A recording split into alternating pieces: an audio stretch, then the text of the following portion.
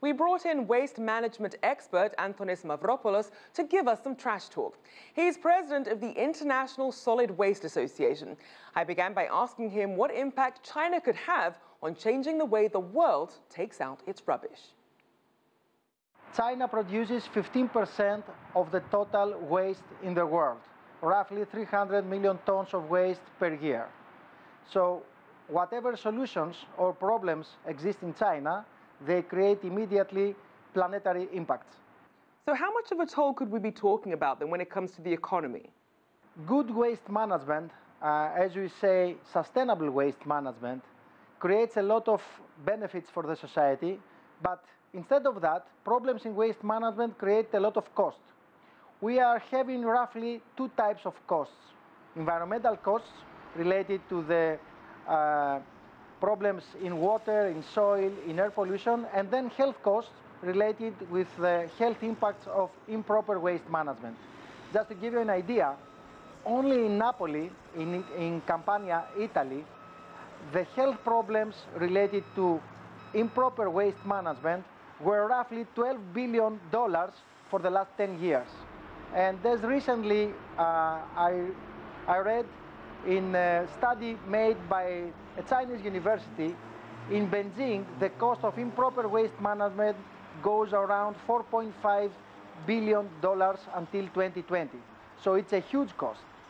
So given the huge amount of the toll that it can take, how is China currently tackling its waste issues? Well, I think we have to be frank. China has gone a long way towards better waste management. Imagine that in the last 12 years, China has built more than 1,000 new facilities, most of them waste-to-energy plants and landfills.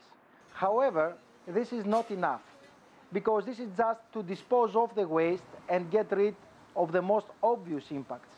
If we want to deal waste as resources, we have to go on with recycling, resource recovery, and waste prevention. And here we have to say the truth. For many years, China was the manufacturing hub of the world. So it provided a solution to the recyclables of the Western world, and we, the Western guys, built our recycling rates on the exports to China.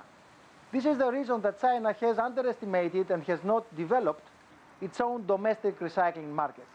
And this is a shift that recently has started to happen, creating global impacts to all the Western countries. So it will take time, it's not easy, but I'm sure they will do it, because up to now they have proven that whatever is decided as a necessity, it's a matter of time to do it. So what do you see as some of the biggest hurdles and challenges that China faces in really tackling this issue? Well, I think that this is actually based on the change of social behavior. If you want to recycle more, if you want to recover more and move towards circular economy, you have to shift the consumer's behavior. And that requires much more communication and less engineering. That requires campaigns and a continuous interaction with the consumers. Well, I'm not sure how fast this can happen in China, but I have to tell you that in Austria, in USA, or in Paris, it took us more than 15 to 20 years systematic efforts to change this behavior. So let's see what will be the experiment in China. In any case, I don't expect that it will be something that will last less than 10, 12 years.